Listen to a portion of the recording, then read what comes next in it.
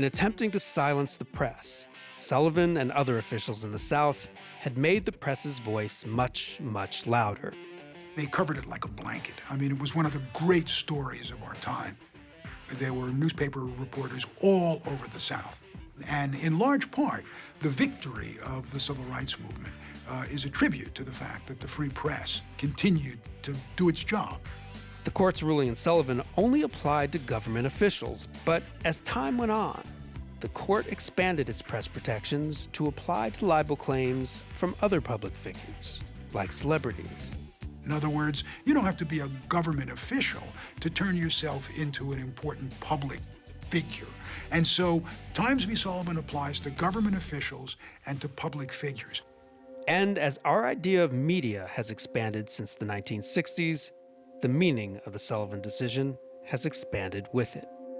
And now, if you are engaged in a public debate about something and you're concerned about an issue in your community and you have a blog and you have 153 people who read it, this case protects you too.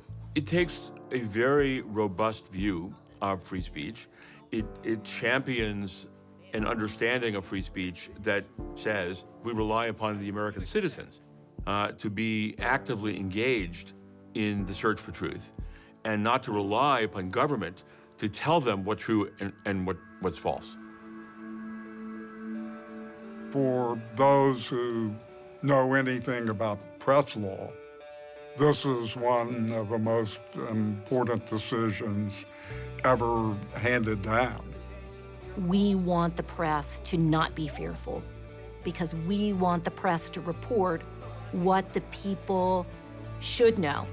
And you must constantly examine your society, examine yourself to see whether or not justice is prevailing in your society. And the press is very important in that regard. Democracy works only if we know what the government is doing, and we rely on the press to tell us that.